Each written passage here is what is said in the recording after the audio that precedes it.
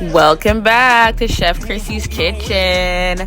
Today I wanted to make something new. Like, it was brought to my attention from one of my Snapchatters. Shout out to you, to make like a meatloaf. This is an inspired meatloaf. I've never made it before. It's my first time and I made it with Sin. So what you see me here is mixing all my wet ingredients. I went ahead and made coconut milk because I didn't have a can of coconut milk. So I made coconut milk. I mixed my one egg in. You're gonna see me add the melted butter, and this is me adding the yeast, leaving it till it foams up. I should have left it a little bit longer, but I was really just trying to get the content. So right here, this is when I'm gonna leave it. Okay, this is my mixer. This is just regular all-purpose flour. You see that it got a little bit foamy. I pour it in.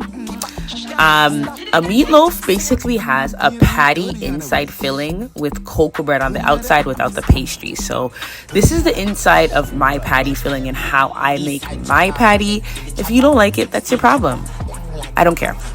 Either way, so we're gonna chop up the scotch bonnets, onions, garlic. We're gonna saute this down in curry seasoning, and obviously a few of the seasonings that I put on the meat at the beginning, which was like all-purpose seasoning, to the bone seasoning from Jamaica, with a little bit of seasoned salt, and obviously black pepper and salt to taste. Okay, I don't have exact measurements yet because I have to master this flavor. Like, so far it sold out last month at the hospital, so I know it's booming. Okay, you're gonna add your Maggi seasoning directly into the vegetables, sauteing it down, and then you want to add back in your ground beef when you fully burn out the curry. You have to burn out the curry before it hurt people's belly.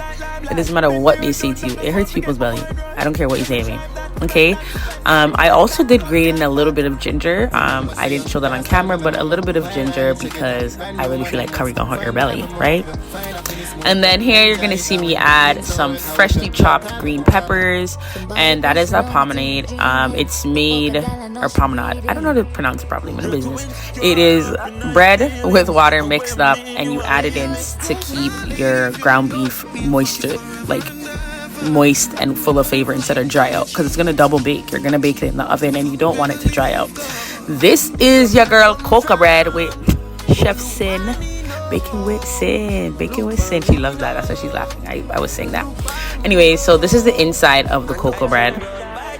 Me cutting it. The first ones came out a little bit too thin. I rolled it out too thin. I was just having fun with my daughter. This is how thick you want it. This is exactly how you want it to look like. It's cocoa bread. You want it to be like bread.